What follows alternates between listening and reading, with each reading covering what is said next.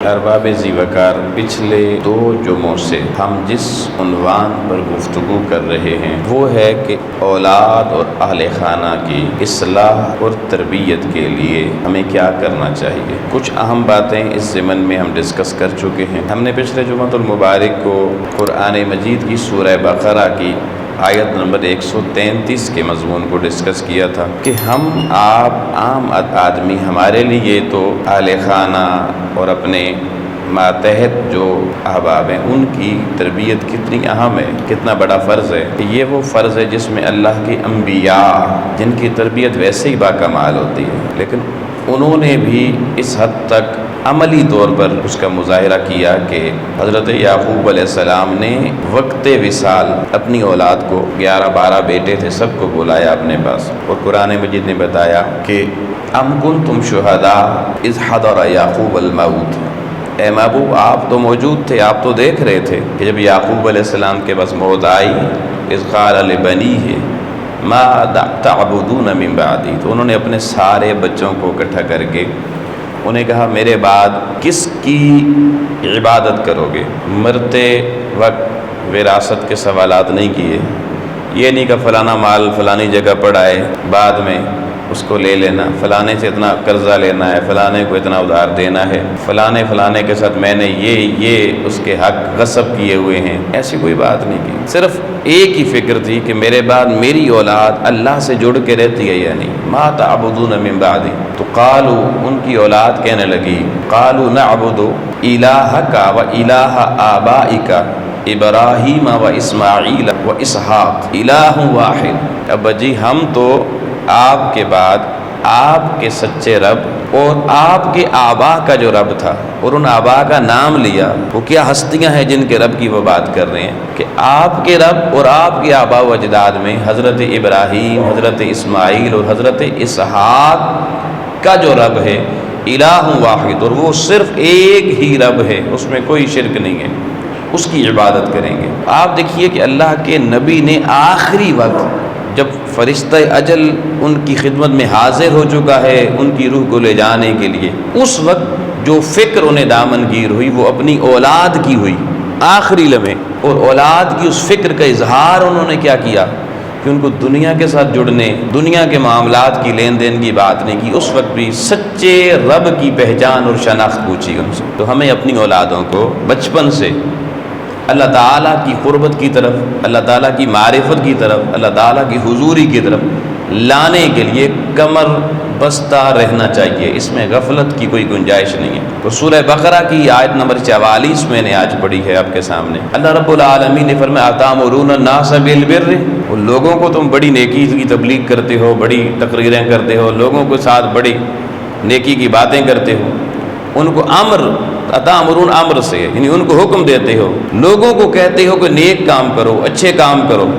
اپنے گھر والوں کے ساتھ اچھے رہو، اپنے معاملات سیدھے رکھو، سچ بولا کرو، دیانتداری اختیار کرو، نماز پڑھو، روزہ رکھو۔ فرمایا تم لوگوں کے ساتھ یہ ساری باتیں کرتے ہو، وَتَنْسَوْنَ أَنفُسَكُمْ، تم اپنے نفوس کو، اپنے آپ کو، اپنے گھر والوں کو، ان کو تو بھولے ہوئے ہو۔ ایگزیکٹلی کبھی کبھی میں کہتا ہوں یہ آج ہمارا حال بالکل یہ، ہم میں سے جو کوئی باہر نکلتا ہے ٹوپی شوپی پہن کے، سفید کپڑے پہن کے جہاں بیٹھتا ہے جناب، ہر ایک کو تبلیغ کرتا پھر رہا ہے، تعلیم دیتا پھر رہا ہے، بڑی بڑی لوگ کہتے ہیں یار بندے کی باتیں بڑی اعلیٰ ہیں، اس کی اپنی اولاد دیکھو، اپنے گھر والے دیکھو، اپنے چھوٹے بہن بھائی دیکھو، تو دور تک ایسی تعلیم اور ایسی تربیت اور ایسی تبلیغ کا نشان نظر نہیں آتا۔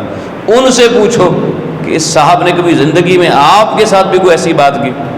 وہ کہیں گے وہ جو آپ کو باہر بندہ نظر آ رہا ہے، ہم سے پوچھو گھر میں یہ اس کی حقیقت کیا ہے، کیونکہ گھر والوں کے سامنے تو بندہ باہر تو تھوڑی دیر کے لیے نکلنا ہوتا ہے تو بہروپیہ بن سکتا ہے، ایلوٹروپک فارمز آف ہیومن بینگ بنائی جا سکتی ہیں، مگر گھر میں ہر وقت کی زندگی ہوتی ہے تو اس میں بچوں کے سامنے، بیوی کے سامنے، چھوٹے بہن بھائیوں کے سامنے بندے کی اصل حقیقت ہوتی ہے۔ تو اللہ پاک قرآن مجید میں کہتا ہے کہ تم اپنے آپ کو بھولے ہوئے ہو اور دوسرے لوگوں کو تم نیکی کی تعلیم دے رہے ہو، حالانکہ فرمایا وَأَنْتُمْ تَتْلُونَ الْكِتَابَ، حالانکہ تم اس کتاب قرآن مجید کی تلاوت بھی کرتے ہو۔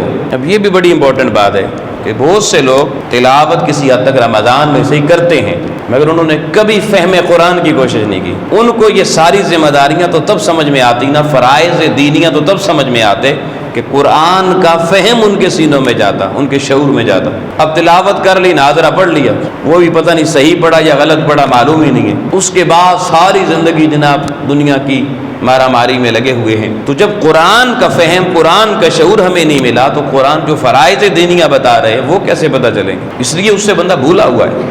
پھر فرمایا افلا تعقلون، کیا تم عقل مند نہیں ہو؟ یعنی عقل مندی کا تقاضا تو یہ تھا کہ اس عقل کو دنیا کے لیے استعمال بعد میں کرتے، قرآن فہمی کے لیے استعمال پہلے کرتے۔ لیکن ساری زندگی یہ کتاب ہدایت، یہ آئین کی کتاب جس نے زندگی پوری گزارنے کا آئین، چارٹر، ہدایت نامہ دینا تھا، اس کو کبھی سمجھا ہی نہیں۔ تو جب سمجھا ہی نہیں تو زندگی اس رخ پر گئی نہیں۔ اس آیت کریمہ میں بھی اللہ پاک نے عقل مندی کا تقاضا یہ بتایا کہ پہلے اپنی ذات کی اور اپنے گھر والوں کی فکر کرو، اور جو چیز تمہاری اپنی ذات میں نظر آئے، گھر والوں میں پیدا ہو، پھر تم باہر نکلو، لوگوں کو اس کی تعلیم و ترغیب دو، اس کے اثرات معاشرے میں تب پیدا ہوں گے۔ لیکن آج تقریریں بہت ہو گئی ہیں لیکن اثر نہیں ہے۔ اس کی وجہ کیا ہے؟ کہ وہ بناوٹی تقریر ہے، وہ بناوٹی عمل ہے کچھ دیر کے لیے، وہ بناوٹ جب اترتی ہے تو پیچھے وہ انسان شیطان کا شیطان ہوتا ہے، اس لیے نہ اس کو پھر کوئی بڑا نظر آتا ہے نہ چھوٹا نظر آتا ہے۔ اب تو خیر اس کی وہ کیا، اب تو وہ لائیو بھی اٹھ کے سوشل میڈیا پہ آ گئی ہے، گالی گلوچ کرنا، نہ حضور کی آل کا ادب و احترام، نہ حضور کے اصحاب کا ادب و احترام، نہ حضور کی ازواج کا ادب و احترام۔ یہی وجہ ہے، بدعملی ہمیں یہاں تک لے گئی ہے۔ بعمل شخص جس کو اللہ نور ہدایت دے دیتا ہے وہ تو قرآن مجید کہتا ہے وَإِذَا خَاطَبَهُمُ الْجَاهِلُونَ قَالُوا سَلَامًا، وہ تو اگر کسی جاہل سے بھی مخاطب ہو تو اس کے لیے بھی سلامتی کی دعائیں ہی کرتا ہے، گالیاں نہیں نکالتا، فتوے نہیں لگاتا۔ کتنا بڑا جملہ ہے، وَعِبَادُ الرَّحْمَنِ الَّذِينَ يَمْشُونَ عَلَى الْأَرْضِ هَوْنًا۔ اب گھر کی نہیں باہر کی زندگی کی بات ہو رہی، جب وہ باہر نکلتا ہے، چلتا ہے گلیوں میں، محلے میں، لوگوں میں، تو وَإِذَا خَاطَبَهُمُ الْجَاهِلُونَ، اگر اس کا مخاطب کوئی جاہل ہو جو نہ سمجھنے والا ہو، حقیقی جاہل ہو، اس کا کہا ہوا جاہل نہیں کہ وہ کہے میں اس کو سند جہالت کی دیتا ہوں یا میں اس کو علم کی سند دیتا ہوں، نہیں، سندیں بانٹنے والا نہیں۔ اللہ کہہ رہا ہے جو حقیقی طور پر جاہل ہو اس سے ملاقات ہو جائے اس کو بھی برا بھلا نہیں کہتا، قالوا سلاما، اس کے لیے بھی سلامتی کی دعائیں کر کے گزر جاتا ہے۔ اب جو اللہ کا بندہ، شرط یہ عباد الرحمن، جس کو کوئی لو اللہ کے ساتھ لگ چکی ہو، جس کا کوئی تعلق اپنے مولا کے ساتھ جڑ چکا ہو، وہ تو مخلوق کے لیے سراپا رحم، سراپا شفقت، سراپا محبت اور سراپا سلامتی بن جاتا ہے۔ تو جب اپنے آپ کو بھول گئے، گھر والوں کو بھول گئے، پھر باہر والوں کی کیا یاد رہنی ہے؟ پھر کھیل تماشا دکھاوا اور ریاکاری رہ جانی ہے جو آج ہمارے یہاں عام ہے۔ اب عزیزان محترم، اس ضمن میں ہم نے یہ بات بھی شاید گزشتہ جمعے پہ ڈسکس کی تھی کہ غفلت اس حد تک ہے اپنی اولادوں کے بارے میں، گھر والوں کے بارے میں، کہ باقی علوم دنیا، mathematics, English, sciences, social studies, computer sciences, الازل کیا جو سبجیکٹ ہیں، باقی اردو زبان و ادب، یہ ساری چیزیں ان کی بہت فکر ہمیں ہے اپنے بچوں کے حوالے سے۔ بھی بچہ پیدا ہوتا ہے تو اس کی فکر دامنگیر ہو جاتی ہے، کون سا سکول ہوگا، انگلش یہ بولنا چاہیے لازمی۔ اب دور انگلش کا ہے جی، اچھی بات ہے انگلش بولیں، منع نہیں، لیکن سوال یہ پیدا تھا یہ فرض نہیں تھا، یہ فرض نہیں تھا، یہ مباح تھا، مستحب تھا، اولاد کے بھلے کے لیے کر سکتے ہیں، منع نہیں ہے۔ لیکن جو اللہ نے فرض لگایا کہ سب سے پہلے انہیں قرآن سکھاؤ، اب حدیث پاک آپ کے سامنے پڑھ رہا ہوں، امام الانبیاء علیہ الصلوۃ والسلام نے فرمایا کہ ادبوا اولادکم حب نبیکم وحب اہل بیتہ وقراءۃ القرآن، ادبوا اولادکم ثلاث خصال، فرمایا 3 خصلتیں ایسی ہیں جو اولاد کو سکھانا ہر باپ پہ فرض ہے، لازم ہے۔ 3 خصوصیات، 3 خوبیاں، 3 خصلتیں اولاد میں پیدا کرنا۔ خصلت آپ کو پتہ ہے ایک ہوتی ہے عادت، عادت کبھی بھی بدل جاتی ہے، لیکن خصلت جو چیز بن جائے نا وہ کبھی بدلتی نہیں ہے۔ اس حدیث کے اس جملے کو بڑے غور طلب سمجھنے والا ہے۔ آپ دیکھیے خصلت اور عادت میں فرق کیا ہے۔ ایک بندہ سگریٹ پیتا ہے، یہ اس کی خصلت نہیں، عادت ہے، وہ چھوڑنا چاہے چھوڑ سکتا ہے۔ ایک بندہ نسوار ڈالتا ہے، وہ چھوڑنا چاہے چھوڑ سکتا ہے، کوئی مشکل نہیں ہے۔ یہ الگ بات کہ کوئی نہ چھوڑے تو وہ بہانہ بنائے، لیکن خصلت کیا ہے؟ اچانک آپ یہاں بیٹھے، کسی کو خبر آئے آپ کے باپ کی ڈیتھ ہوگی اچانک، آپ کی ماں کی ڈیتھ ہوگی اچانک، آپ کے بیٹے کی ڈیتھ ہوگی اچانک، آپ کیا خیال ہے؟ ایک دم غم کا ہولا اندر اٹھے گا یا نہیں؟ یہ انسانی خصلت ہے، یہ عادت نہیں ہے۔ کتا بھونکتا ہے، بھونکنا کتے کی عادت نہیں ہے، کتے کی خصلت ہے۔ آپ جتنا ماریں وہ بھونکنا بند نہیں کرے گا۔ کیوں؟ مارنے سے دبانے سے عادت دب جاتی ہے، خصلت نہیں بدلتی۔ آئیے حضور علیہ السلام کا جملہ سنیے، ادبوا اولادکم، اولاد کو 3 ادب سکھانے ہیں جی۔ ادبوا اولادکم ثلاث خصال، 3 آداب ایسے ہیں جو اولاد کو سکھانا اس طرح لازم ہے کہ وہ خصال ان کی خصلتیں بن جائیں۔ کیا بن جائیں؟ خصلت بن جائے، پھر دنیا ادھر سے ادھر ہو جائے، سوشل میڈیا جو مرضی کر کہتا رہے، پھر وہ خصلتیں ان میں سے تبدیل نہ ہونے پائیں۔ اور خصلت ہوتی وہ ہے کہ جو بدلتی نہیں ہے، یعنی آپ نے ان کو 3 چیزوں کو اپنی اولاد کی خصلت بنا دینا ہے، یہ آپ پر فرض ہے۔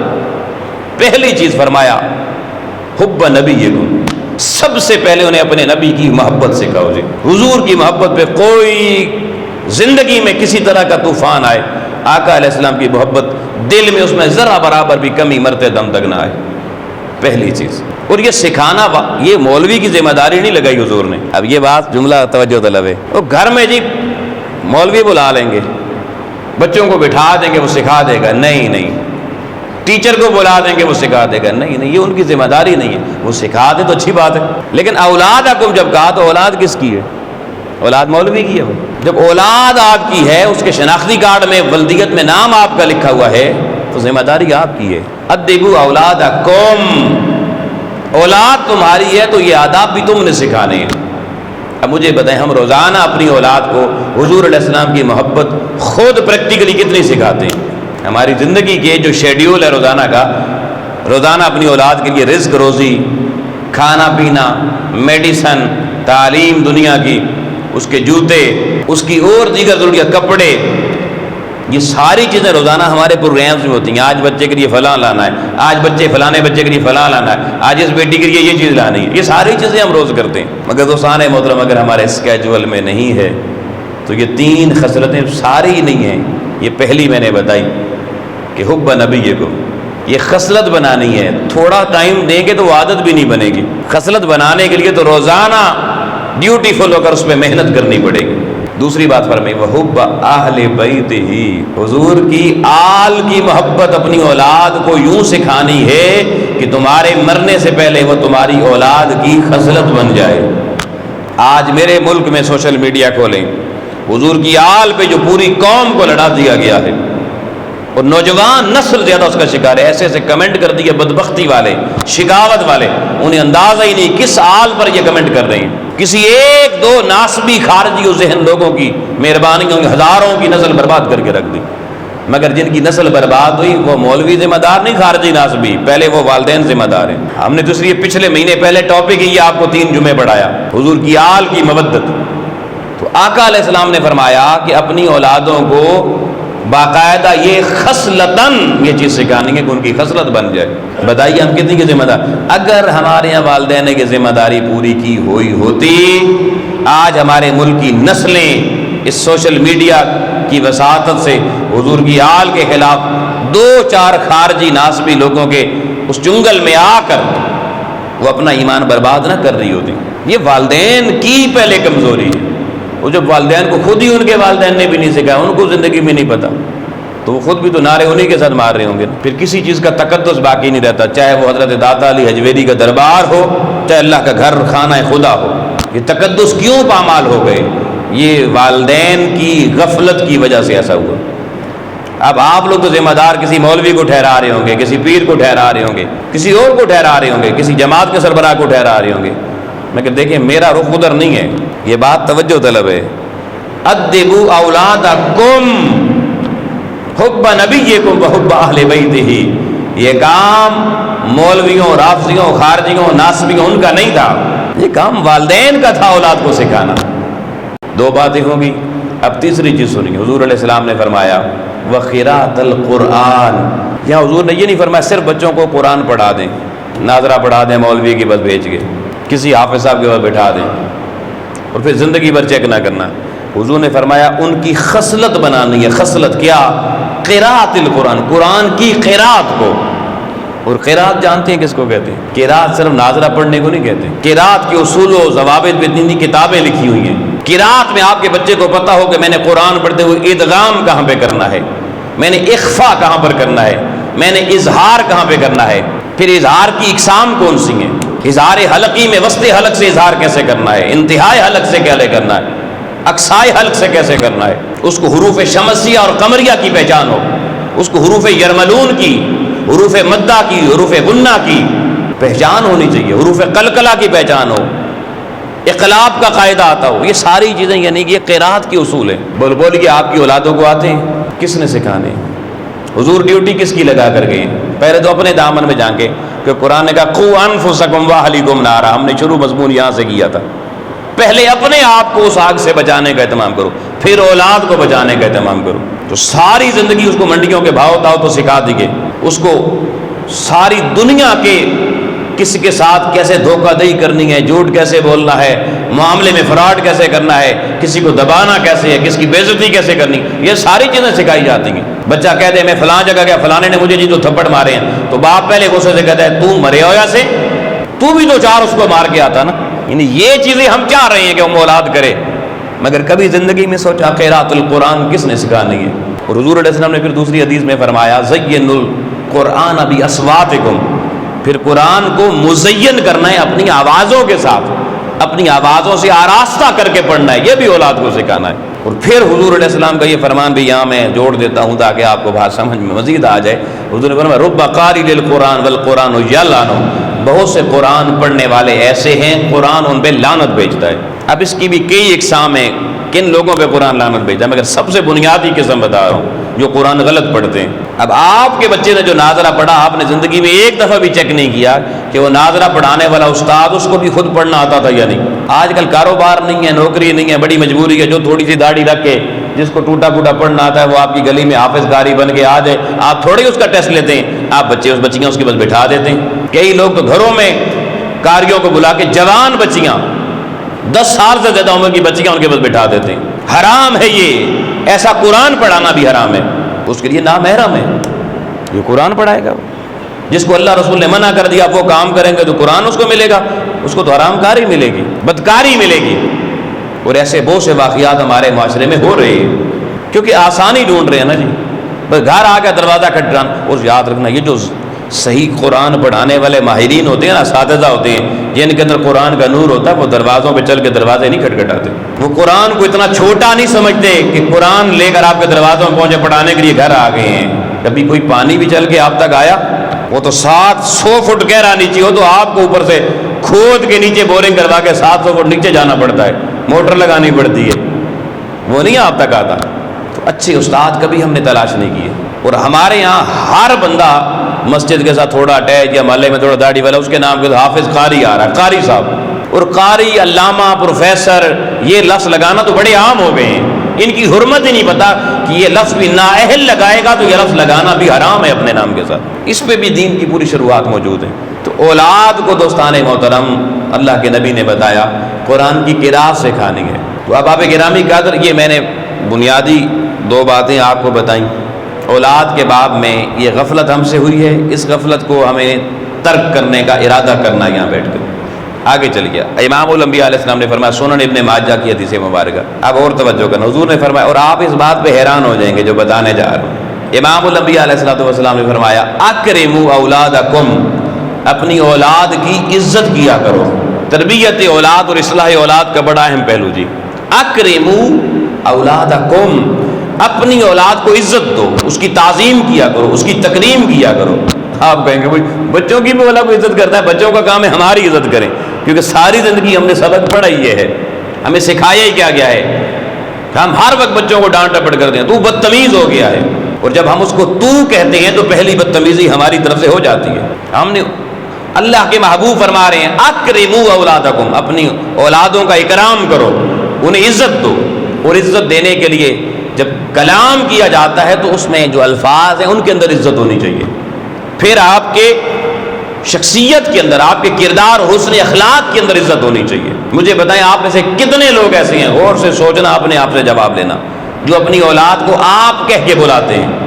آپ بیٹا میری بات سنیں، بیٹے آپ میرے ساتھ چلو، بیٹا میں آپ کو بلا رہا ہوں. بہت کم خال خال، ورنہ کیا ہے، تو ادھر آ، تو کدھر گیا تھا، تو کیا کر رہا تھا. یہ تو کار کس کو کہتے ہیں؟ ہم نے تو کار کے بارے میں سنا، یہ جھگڑا کرنے کو کہتے ہیں. تو جب آپ اپنے بیٹے کو تو کہتے ہیں تو آپ اس کی عزت نہیں کر رہے لوگوں، آپ اسے جھگڑا کر رہے ہیں۔ بدلے میں کیا خیال ہے وہ آپ کو عزت دے گا؟ وہ بھی تو جھگڑا ہی کرے گا نا آپ سے، اس لیے اولادیں جھگڑ رہی ہیں۔ اور وہ پچھلی حدیث جو پچھلے جمعے کو سنائی وہ یہاں ریپیٹ کر رہا ہوں، اس حدیث کو روک کر یہاں پر اکرموا اولادکم کو آقا علیہ السلام نے فرمایا جو شخص مخلوق کو راضی کرتے کرتے اللہ کو ناراض کر دیتا ہے، اللہ اسی مخلوق کو اس پر مسلط کر دیتا ہے۔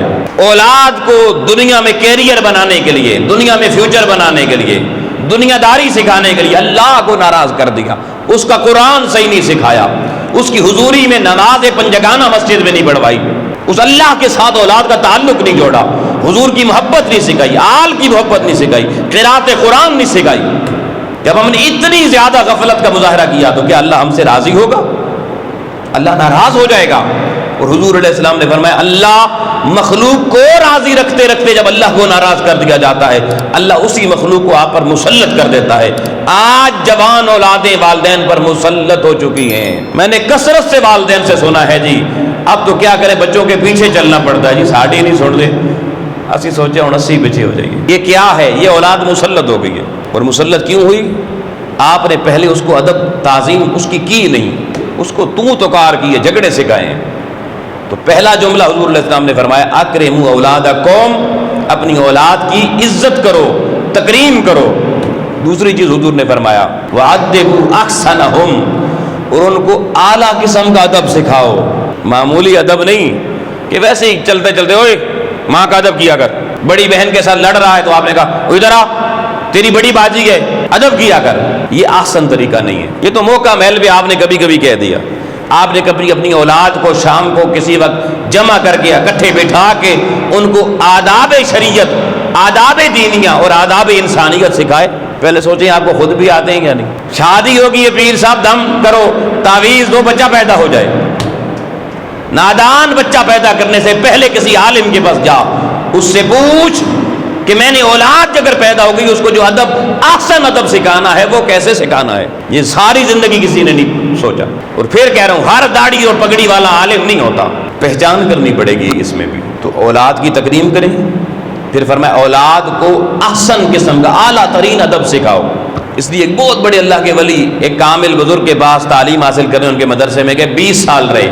وہ فرماتے ہیں میرے استاد یہ محترم اس کو اکثر کوٹ کرتے ہیں اپنے خطبات میں، وہ کہتے ہیں کہ وہ جو ولی اللہ جو بزرگ کی صحبت میں گئے وہ کہتے ہیں 18 سال انہوں نے مجھے ادب سکھایا، 2 سال مجھے انہوں نے علم سکھایا۔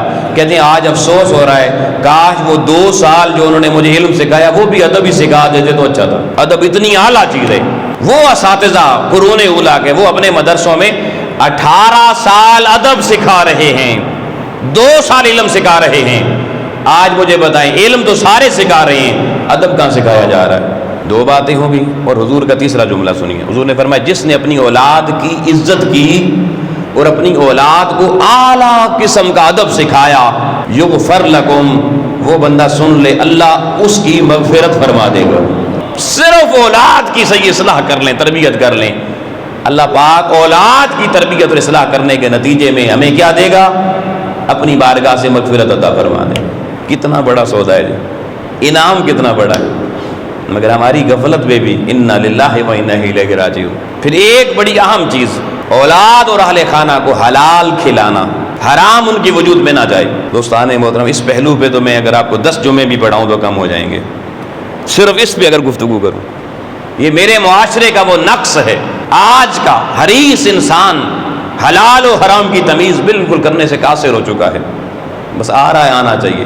میں نے پہلے بھی یہ مثال دی تھی، یہاں باہر ایک ریڑھی لگائے ہوئے بندہ ہے، مزدور، بیچارہ پورا دن دھوپ میں کھڑا رہتا ہے، کاش وہ مخلوق خدا کو دھوکہ دیے بغیر حلال روزی کما کے گھر لے کے جاتا۔ میں پورے یقین سے کہتا ہوں صرف 5 وقت کی نماز پڑھ لیتا، اللہ مرنے کے بعد اپنے ولیوں کے ساتھ اسے رکھتا، کیونکہ اس نے دھوپ اتنی برداشت کی، گرمی اتنی، سردی اتنی برداشت کی۔ مگر وہ کیا کرتا ہے؟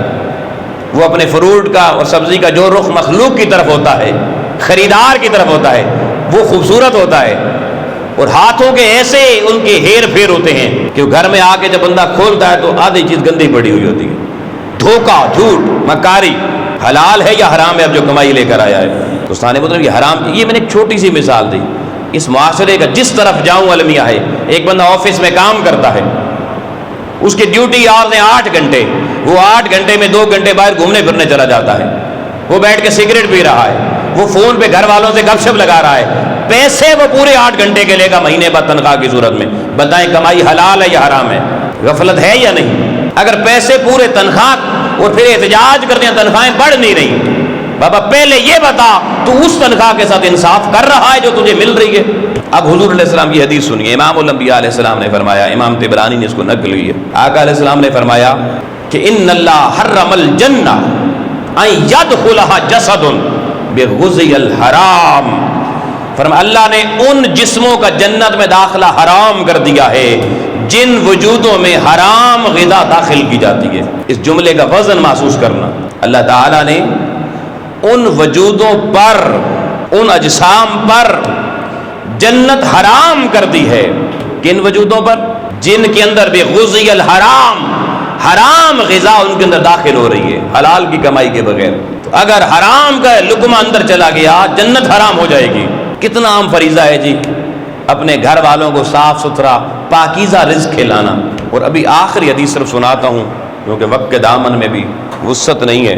امام الانبیاء کے غلاموں، یہ کئی لوگوں نے تو اس کو حدیث کہا ہے، مگر کیونکہ مجھے حدیث میں ابھی تک یہ مضمون نہیں ملا، بزرگان دین عرفاء علماء نے اس کو بطور قول بیان کیا ہے، تو میں اس کو حدیث تو ابھی نہیں کہوں گا کیونکہ میری تحقیق میں ابھی تک یہ جملہ جو بتانے جا رہا ہوں یہ حدیث کا میری تحقیق میں نہیں آیا، بعض نے لکھا ہے کہ حدیث میں آتا ہے، مگر ہے بڑی قیمتی بات، عرفاء نے، علماء نے، صوفیاء نے، اکابر نے بیان کی ہے۔ وہ فرماتے ہیں جو بچہ پیدا ہوتا ہے نا، الولد سید 7 سنین، بچہ 7 سال کی عمر تک سردار ہوتا ہے۔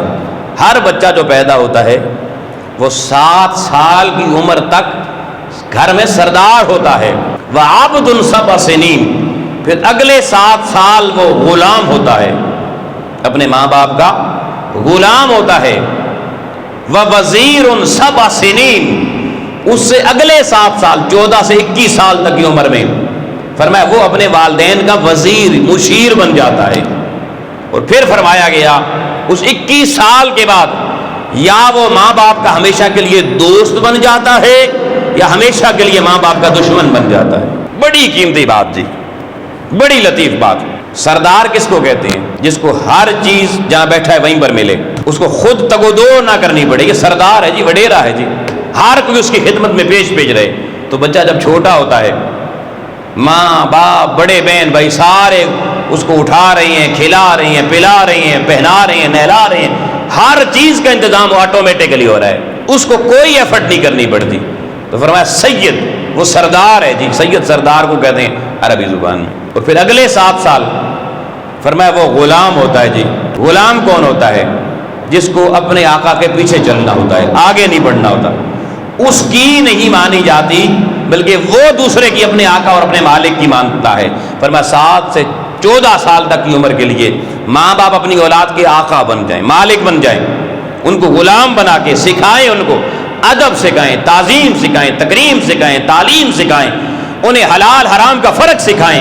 نماز کا حکم بھی حضور نے فرمایا 7 سال کا بچہ ہو جائے پھر اسے نماز سکھاؤ، 7 سال سے پہلے نہیں کہا، کیونکہ 7 سال سے پہلے سردار ہے جی، سرداری میں فرق آتا ہے۔ شریعت نے آپ کے بچے کی جو باہر کے ماحول کی تعلیم و تربیت ہے اس کے لیے عمر بتا دی 7 سال۔ یہ اب ہم 3 سال کے بچے کو اٹھا کے پورا دن ماں چاہتی نہیں ساتھ بٹھانا، تربیت کرنا، سکول میں داخل کروا دیا، 6 کتابیں اس نے 6 کاپیاں اٹھائی ہوئی ہیں، بچے کو تکڑی میں رکھ کے تولو اس کا وزن تھوڑا ہوگا اور جو کچھ اس نے اٹھایا ہوا وزن زیادہ ہوگا، اس لیے قد چھوٹے رہ گئے، شکلیں دیکھو بیچاروں کی ہڈیاں نکلی نظر آتی ہیں۔ شریعت کا قاعدہ ہے اگر 7 سال سے پہلے پڑھانا بھی ہے تو ایسے ماحول میں تعلیم دو۔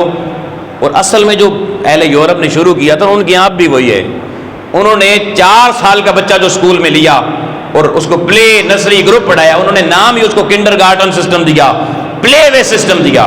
پلے وے سسٹم کا معنی یہ ہوتا ہے کہ کتابوں سے کھیل کھیل میں پڑھاؤ، شریعت بھی یہی چاہتی تھی، ہماری شریعت سے انہوں نے سودا لیا۔ ہم نے اسکول کھولے، مقابلے میں لگے، اس نے 2 کتابیں لگائی، ہم نے 4 لگانی ہیں، اس نے 4 لگائی، ہم نے۔ اللہ کے بندو پہلے تو 1-2 قاعدے ہوتے تھے نرسری پریپ کے اندر پلے گروپ میں، اب اس میں بھی سائنس بھی ڈال دو، اس میں سوشل اسٹڈی بھی ڈال دو، اس میں اسلامک اسٹڈی بھی ڈال دو۔ اردو بھی, انگلش بھی, میتھ بھی, سارے مضمون پورے کر دیے, اتنا بیگ بنا دیا, ساروں کی کاپیاں بھی ساتھ, ورک بکیں بھی آ گئی ساتھ. شریعت سمجھی نہیں. 7 سال تک بچہ, اس کی دماغی گروتھ اگر والدین صحیح کریں, اس کو اپنا سردار بنا کے عزت دیں, احترام دیں, اس کو اپنے ساتھ اٹیچ کریں, اس کے بعد وہ بچہ 7 سال کے بعد آپ اس سے جو کہیں گے وہ آپ کی بات مانے گا. پھر وہ بچہ جو 4 سال سے اسکول بھیجا ہوا ہے, وہ 4 سال میں وہ سفر طے نہیں کر سکا جو وہ بچہ 1 سال میں طے کر جائے گا. 14 سال کی عمر تک بچے کو ہر چیز سکھا دو, اور 14 سال کے بعد پھر بچے میں اتنا شعور ڈیولپ ہو جائے گا, اس کی خصلتیں اتنی اعلیٰ ہو جائیں گی, اب وہ آپ کا وزیر بنے گا, وہ آپ کو مشورہ دے گا, آپ کے ساتھ معاملات ڈسکس کرے گا, آپ اس بچے کے ساتھ اپنے معاملات زندگی ڈسکس کریں. بیٹا میرا یہ خیال ہے, آپ کی رائے کیا ہے؟ 7 سے 14 سال تک رائے اس سے نہ لیں, وہ ناپختہ ہے. 14 سال کا بچہ بالغ ہو جاتا ہے, آپ اس کو اپنی رائے میں شریک کریں, اسے عزت دیں, اس سے مشاورت کریں, اسے پتا چلے میری بھی گھر میں کوئی عزت ہے. آج اکثر بچے میرے پاس آتے ہیں جو 14 سے 21 سال کی, ان کی شکایت یہ ہوتی ہے کہ والدین ہمیں عزت ہی نہیں دیتے, ہمارے سے پوچھتے ہی نہیں ہیں. جس نے یہ ٹینیور صحیح طے کر لیا, بزرگان دین فرماتے ہیں 21 سال کے بعد اگر تو تربیت صحیح ہو گئی, وہ سردار ہونا, وہ غلام ہونا, وہ وزیر مشیر بننا, وہ سارا صحیح رہا, اب ساری زندگی وہ ماں باپ کا دوست بن جائے گا. اور اگر ایسا نہ ہوا تو ساری زندگی کے لیے دشمن بن جائے گا. اب دوستان محترم, اللہ کی بارگاہ میں دعائے مالک و مولا ہمیں اپنی اولادوں کی صحیح اصلاح اور صحیح تربیت کرنے کی توفیق عطا فرمائے. وآخر دعوانا الحمدللہ رب العالمین.